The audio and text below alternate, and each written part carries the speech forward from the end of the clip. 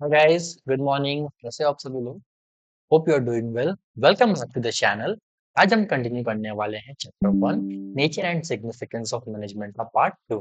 तो गाइस, आज का टॉपिक है नेचर ऑफ मैनेजमेंट. एक और छोटा सा टॉपिक है कोऑर्डिनेशन. अब देखो, ये टॉपिक स्टूडेंट्स को थोड़ा कंफ्यूजिंग लगता है बिकॉज यहाँ बार बार क्वेश्चन आता है मैनेजमेंट साइंस है, आर्ट है या प्रोफेशन. लेकिन आज के लेक्चर के बाद आपको प्रॉपर कंप्लीट क्लियर कंफ्यूजन जो है वो क्लियर हो जाएगा. So let's begin. चलते हैं सीधे स्क्रीन पे. और जिन्होंने पार्ट 1 नहीं देखा है, लिंक डिस्क्रिप्शन पे, आप जाके पार्ट 1 क्लियर कर सकते हो कि मैनेजमेंट के बेसिक्स के बारे में मैंने वहां पे एक्सप्लेन करा है. So guys, let's start the chapter without waiting a moment. Okay. So guys, screen पे आपको विजिबल हो रहा होगा नेचर ऑफ मैनेजमेंट. मैनेजमेंट का नेचर कैसा होता है. तो भाई, मैंने यहाँ पे आपको दिखाया है यहाँ पे स्क्रीन पे कि मैनेजमेंट के 3 नेचर्स होते हैं. Management as a science, management as a profession and management as an. 3 चीजें आपको बस अभी क्या होती हैं, इन तीनों के बारे में पढ़ेंगे. पहला क्वेश्चन था, what is the nature of management. तो management is a multi faceted discipline. Management का नेचर कैसा होता है? मल्टी फेस्टेड होता है. वो नेचर साइंस में भी डील करता है, आपका आर्ट में भी डील करता है और आपका प्रोफेशन में भी डील करता है. तो नाउ मूविंग फर्दर, आगे बढ़ते हैं और जानेंगे एक एक टॉपिक को, एक एक स्लाइड्स को.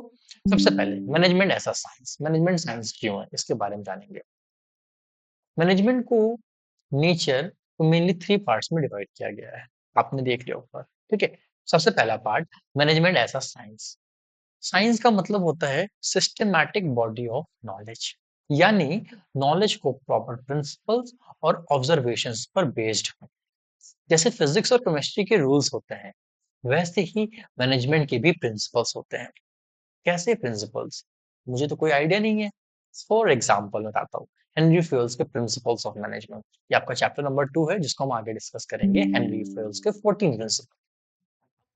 मैनेजमेंट ऐसा साइंस क्यों बोला गया है, इसको एक ओवरव्यू देता हूँ आपको. मैनेजमेंट हमें सिस्टमैटिक नॉलेज प्रोवाइड करता है. कैसे प्रोवाइड करता है? प्लानिंग कैसे करनी है, ऑर्गेनाइजेशन कैसे मेंटेन करना है, एम्प्लॉयज को मोटिवेट कैसे करना है, ये. सो इसी वजह से मैनेजमेंट को ऐसा साइंस माना जाता है. अगर स्क्रीन के नॉलेज पे आप आओगे, स्क्रीन के थ्रू आते हैं बुकिश लैंग्वेज पे, तो मैनेजमेंट साइंस में मैंने सेम जो चीज मैंने आपको भी यहाँ वर्बली बताई है, सेम वो चीज यहाँ पे स्लाइड पे भी है. अब अगर आप देखना चाहो, यहाँ पे देख सकते हो. Science is a systematised body of knowledge that explain certain general truth and operations of the general law. ये आपको मैंने बताया. कुछ फीचर्स मैंने बताए. सिस्टमेटाइज्ड बॉडी ऑफ नॉलेज, हर एक प्रिंसिपल्स एंड लॉ का सिस्टमेटाइज्ड बॉडी होता है. प्रिंसिपल्स हमारे एक्सपेरिमेंट्स एंड ऑब्जर्वेशंस पे बेस्ड होते हैं. यूनिवर्सल वैलिडिटी, कहीं पे भी एप्लीकेबल जाते हैं इजीली. ठीक है. ये हो गया मैनेजमेंट एज अ साइंस. अच्छा, आपको क्या लगता है कि मैनेजमेंट प्योर साइंस है? क्या लगता है, आपका क्या ओपिनियन है इस पे, मुझे कमेंट बॉक्स में बताना. तो गाइस, मेरा यहाँ पे आंसर है नो. मैनेजमेंट को हम प्योर साइंस कंसिडर नहीं कर सकते हैं. रीजन क्यों? व्हाई? क्योंकि साइंस में सेम एक्सपेरिमेंट का सेम रिजल्ट आता है.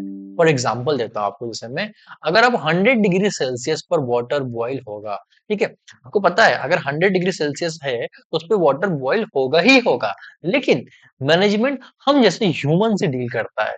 ठीक है. डिफरेंट पीपल का डिफरेंट बिहेवियर होता है. अब क्यों मैंने ऐसा क्यों बोला? देखो भाई, कोई एम्प्लॉय आपके यहाँ काम कर रहा है, वो डिमोटिवेटेड फील कर रहा है, उसको मोटिवेट फील कराना है. कैसे कराओगे? अलग अलग ऑप्शंस होते हैं. किसी को आपने बोला अच्छा काम करोगे तो आपको नेक्स्ट मंथ अप्रेजल मिलेगा. अप्रेजल का नाम सुन के लोग खुश हो. अप्रेजल मतलब पैसा की बात हो रही है, बोनस की बात हो रही है. ठीक है. इंक्रीमेंट, आपको अप्रेजल मिलेगा. तो एम्प्लॉयज खुश होकर अपनी परफॉर्मेंस इंप्रूव करना शुरू कर देते हैं. मोटिवेटेड होते हैं कि हाँ यार, मैनेजर ने कहा है अगर ये काम करोगे तो इसमें तुम्हें अप्रेजल मिलेगा. तो मोटिवेट होकर काम करना शुरू कर देता है. कोई बंदा कहता है यार नहीं, मुझे पैसा नहीं चाहिए, मुझे डेजिग्नेशन इंप्रूव चाहिए. अभी आज वो एग्जीक्यूटिव है, कल उसको सीनियर एग्जीक्यूटिव बनना है. तो मोटिवेशन डिफर कर गया यहाँ पे. यहाँ पे जरूरी नहीं है कि सारे एम्प्लॉइज ऑर्गेनाइजेशन के सिर्फ अप्रेजल के बेसिस पे काम करें. हाँ, होता है ऐसा कॉर्पोरेट में, लेकिन हर पर्सन की टेंडेंसी डिफरेंट होती है. सो मैनेजमेंट में फिक्स रिजल्ट गारंटीड नहीं होता है. That's why management is called a social science except management is a science. I hope यहाँ पे आपको क्लियर हो गया होगा, कोई डाउट नहीं होगा. If you have any doubt you can reach out to me through the Telegram, through the Instagram. Moving to the next part, what is the management as an art. Management को as an art screen पे आपको show कर रहा होगा. तो सबसे पहले मैं आपको अपना बताता हूँ नॉलेज के थ्रू. आर्ट का मीनिंग होता है नॉलेज को प्रैक्टिकल स्किल्स के थ्रू अप्लाई करना। मेरी बात को आप ध्यान समझिएगा, जो हमारे पास नॉलेज है उसको हम प्रैक्टिकल स्किल्स के थ्रू अप्लाई कर रहे हैं। उस नॉलेज को प्रैक्टिकली यूज करना भी आना चाहिए, सिर्फ थ्योरी जानना ही इनफ नहीं होता है। अब एग्जांपल, दो शेफ सेम इंग्रेडिएंट यूज करते हैं, फिर भी टेस्ट डिफरेंट होता है। व्हाई? क्या रीजन है इनका? सिंपल रीजन है स्किल्स और क्रिएटिविटी का। I hope you got my point, why management is an art. Exactly, वैसे ही मैनेजमेंट में भी लीडरशिप, कम्युनिकेशन, डिसीजन मेकिंग, ये सब स्किल्स प्रैक्टिकल स्किल्स हैं। इसीलिए मैनेजमेंट को एज एन आर्ट बोला जाता है। बुकिश लैंग्वेज के थ्रू देखा जाए तो art is the skillful and personal application of existing knowledge to achieve desire result. यहाँ पे जो मैंने चीजें बताई सेम यहाँ पे वो आपको लिखा गया है, ठीक है। कुछ पॉइंट्स है, existence of theoretical knowledge, personal application based on practice and creativity. ये सारे पॉइंट्स अगर आपको मिल जाते हैं तो मैनेजमेंट को हम एज एन आर्ट कंसिडर करते हैं, ठीक है। अब मेरा यहाँ पे क्वेश्चन है, why management is a perfect art? क्यों?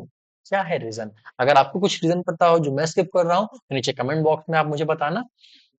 तो सबसे पहले मैनेजमेंट को प्रैक्टिकल आर्ट माना जाता है। क्यों? क्योंकि एक सक्सेसफुल मैनेजर एक्सपीरियंस से सीखता है, सिचुएशंस को हैंडल करता है और एक स्मार्ट डिसीजन लेता है। हर ऑर्गेनाइजेशन का इन्वायरमेंट डिफरेंट होता है, तो मैनेजर्स को क्रिएटिविटी और पर्सनल अंडरस्टैंडिंग दोनों यूज करनी पड़ती है। That's why management is known as perfect art. अब परफेक्ट आर्ट में एक क्रिएटिविटी वर्ल्ड और जब प्रैक्टिकल वर्ल्ड आ जाता है तभी इसको आर्ट बोला जाता है। साइंस में क्या था कि हमारे पास सारी चीजें पहले से फिक्स्ड है। ये प्रॉब्लम आई, ये रूल लगा दिया, ये इशू आया, ये लॉ लगा दिया। लेकिन अब हमें नहीं पता है ना कि कब कौन सा इशू आए जो हमारे रूल्स एंड रेगुलेशन से मैच करता हो। अभी कोई और प्रॉब्लम आ जाए, कुछ और इशू आ जाए, तो आप क्या करोगे? अब आप अपना माइंड यूज करोगे कि यार इस टेक्निक में, सॉरी इस प्रॉब्लम में हम ये टेक्निक यूज कर लेते हैं और अभी सॉल्व हो जाएगा। हुआ ना solve? That's why management is known as perfect art. I hope you are getting my point. मैं क्या कहना चाह रहा हूँ यहाँ पे। So moving to the next part, management as a profession. अब भाई प्रोफेशन के बारे में क्या जानते हैं यार आप लोग? प्रोफेशन सबने पढ़ा होगा, ठीक है। खुद का passion, like my passion is teaching. मैं यहाँ पे आपको पढ़ा रहा हूँ भाई, मेरा पैशन है टीचिंग करना। मैं ऑफलाइन भी पढ़ाता हूँ, ऑनलाइन भी पढ़ाता हूँ, तो ऑफलाइन से थ्रू ऑनलाइन जा रही क्लासेस ये। तो यहाँ पे क्या होता है ना कि मैनेजमेंट एज अ प्रोफेशन का मतलब होता है एक ऑक्यूपेशन जिसमें स्पेशलाइज्ड नॉलेज हो, प्रॉपर ट्रेनिंग हो, एथिकल रूल्स फॉलो किए जाते हो, जैसे डॉक्टर्स और लॉयर्स। ये होता है प्रोफेशन। टीचर्स को मैं ऐसे कहता हूँ कि मैं आपको एक, मेरे पास एक स्पेशलाइज्ड नॉलेज है कॉमर्स की बैकग्राउंड की। मैं आपको कॉमर्स बैकग्राउंड में class 11, 12, graduation, CA, CS, CFA आपको गाइड कर सकता हूँ। प्रॉपर ट्रेनिंग मुझे है, मैं जो प्रॉपर ट्रेनिंग लेता हूँ मैं अपने सीनियर से, तब जाके आपको यहाँ पे सारी चीजें जो भी जो डाउट्स होते हैं मैं उनसे क्लियर करता हूँ। तो ये एथिकल रूल्स फॉलो करता हूँ मैं, तो इसलिए मैनेजमेंट को एज अ प्रोफेशन बोला गया है, ठीक है। वैसे ही मैनेजमेंट में भी प्रोफेशंस में एमबीए कोर्सेस होते हैं, मैनेजमेंट ट्रेनिंग प्रोग्राम्स होते हैं, प्रोफेशनल एजुकेशन अवेलेबल होती है। That's why management has a feature of profession.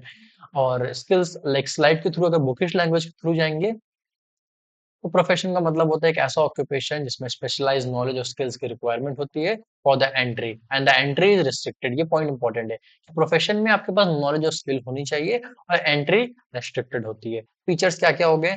Well defined body of knowledge, it's complete set of principle, concept, terms and activity that make a professional domain. आपके पास principle, concept और activity से complete setup मतलब पूरी complete knowledge होनी चाहिए आपके पास, ठीक है। रेस्ट्रिक्टेड एंट्री, हर कोई प्रोफेशन में एंटर नहीं कर सकता है। उसके लिए उसके पास कुछ एजुकेशनल बैरियर, कुछ गैप्स लगाए गए हैं, कुछ लाइसेंसिंग लगाएगी। आपके पास अगर ये डिग्री होगी तो ही आप जाके इस प्रोग्राम में एनरोल कर पाओगे। लाइक एमबीए करना है तो एमबीए करने के लिए आपके पास मास्टर्स के लिए अंडर ग्रेजुएट की डिग्री नहीं चाहिए, ये होगी ना रेस्ट्रिक्टेड एंट्री। इसी के साथ आपका एथिकल कोड ऑफ कंडक्ट हो गया और सर्विस मोटिव, ये इनका एम होता है टू सर्विस क्लाइंट, ठीक है। तो management does not fulfill all the features of profession, thus it is not a full fledge profession. इसलिए फुल फ्लेज प्रोफेशन नहीं कहलाता है, क्योंकि भाई देखो मैं बताता हूँ फुल प्रोफेशन क्यों नहीं। मैनेजमेंट मैनेजमेंट में जो प्रोफेशन होता है वो अलग चीजें होती है, लेकिन जो रियल लाइफ में प्रोफेशन होता है उसमें कंपलसरी लाइसेंस रिक्वायर्ड होता है। फॉर एग्जांपल, डॉक्टर बिना लाइसेंस के प्रैक्टिस नहीं कर सकता है, लेकिन मैनेजमेंट में ऐसा कुछ भी कंपलसरी नहीं है। कोई भी पर्सन बिजनेस स्टार्ट करके मैनेजर बन सकता है, ठीक है। That's why management is not a full profession. I hope यहाँ तक आपको पॉइंट क्लियर हो गया होगा। मैंने आपको तीन चीजें बताई, मैनेजमेंट एज अ साइंस बता दिया आपको, ठीक है। Sorry guys.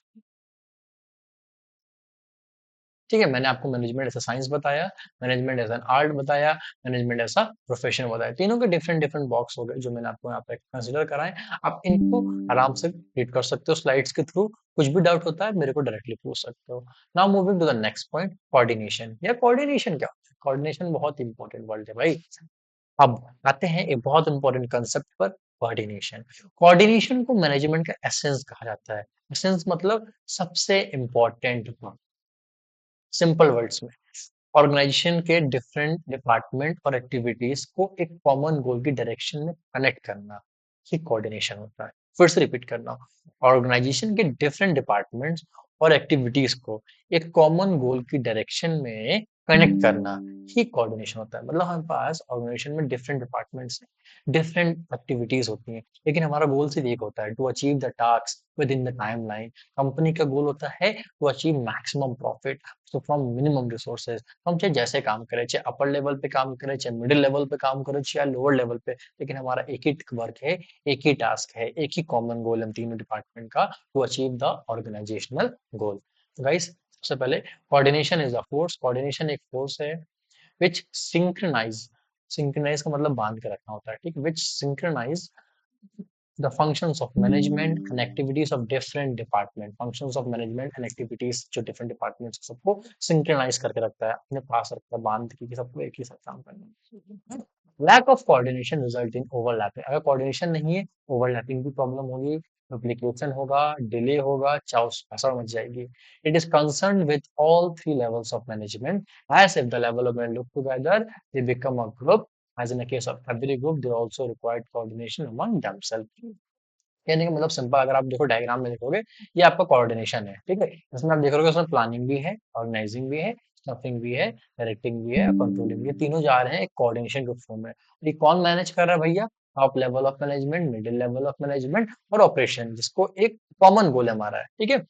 अगर कोऑर्डिनेशन नहीं होता है तो ओवरलैपिंग का इश्यू होगा, डुप्लीकेशन इश्यू होगा, डिले। अच्छा, उस समझ नहीं आएगा यार क्या करना है, कैसे करना है। तो आई होप कोऑर्डिनेशन यहाँ पे क्लियर हो गया होगा। कुछ भी डाउट होता है प्लीज गाइस मेरे से आप नीचे पूछ सकते हो कमेंट बॉक्स में। Now features of coordination. Coordination integrates group efforts. Group efforts क्या होते हैं भाई? कोऑर्डिनेशन डिफरेंट पीपल्स के एफर्ट्स को कंबाइन करता है, लाइक मार्केटिंग, फाइनेंस, एचआर, सबको एक ही डायरेक्शन में काम करना होता है। ये हो गया आपका group effort.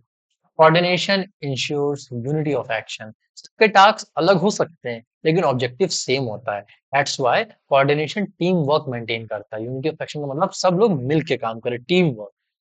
Coordination is a continuous process. यहाँ पे थर्ड पॉइंट हमारे पास है, कोऑर्डिनेशन एक कंटिन्यूअस प्रोसेस है, हर स्टेज पर रिक्वायर्ड होता है। प्लानिंग के टाइम पे भी रिक्वायर्ड होगा, ऑर्गेनाइजिंग के टाइम पे रिक्वायर्ड होगा, स्टाफिंग पे भी एंड कंट्रोलिंग पे भी। Coordination is the responsibility of all manager and coordination डिलीवरेट function. ठीक है, ये आपके हो जाते हैं और अदर फंक्शंस के सारे मैनेजर, सारे इंपॉर्टेंट लेवल ऑफ फंक्शंस जितने भी होते हैं, सब पे एक साथ वर्क कर रहे थे और उनकी रिस्पांसिबिलिटी होती है to carry out their work in a responsible manner and coordinate with each other to achieve organisational goal. मतलब मैनेजर की रिस्पांसिबिलिटीज होती है कि टास्क को ऐसे परफॉर्म करना है जैसे कि हमारे जो गोल्स हैं हम एक साथ अचीव कर सके। That's why it's called features of coordination. ठीक है, उसके बाद हमारा यहाँ पे मैनेजमेंट का चैप्टर खत्म होता है। इन केस अगर मैं कोई भी टॉपिक भूल गया हूँ तो आप मुझे जरूर बताना। तो फाइनली आज हमने समझा कि मैनेजमेंट साइंस भी है, आर्ट भी है और प्रोफेशन के कुछ फीचर्स भी रखता है। ये हो गया आज का ओवरव्यू। साथ ही साथ हमने कोऑर्डिनेशन मैनेजमेंट का बैकबोन है जो ऑर्गेनाइजेशन को स्मूथली रन करने में हेल्प करता है। ठीक है, आई होप आपको टॉपिक प्रॉपर्ली समझ आ गया होगा। अगर लेक्चर अच्छा लगा हो तो वीडियो को लाइक जरूर कीजिएगा, शेयर करिएगा और चैनल को सब्सक्राइब कर लीजिएगा for more class 12 business studies lecture. Thank you everyone. आपके लिए लास्ट में मैंने कुछ एक्सरसाइज यहाँ पे फॉर्म किए हैं। आप यहाँ पे मुझे इन एक्सरसाइजेस को सॉल्व करके कमेंट बॉक्स में ड्रॉप कर सकते हो, तो टेलीग्राम पे मेरे को बता सकते हो, हम अपने ग्रुप में क्लास 12 का जो ग्रुप है जहाँ पे मैं नोट शेयर करता हूँ। ठीक है, सो गाइस आज के लिए इतना ही रखते हैं। Thank you so much for joining us. Please subscribe my channel. Have a great day ahead.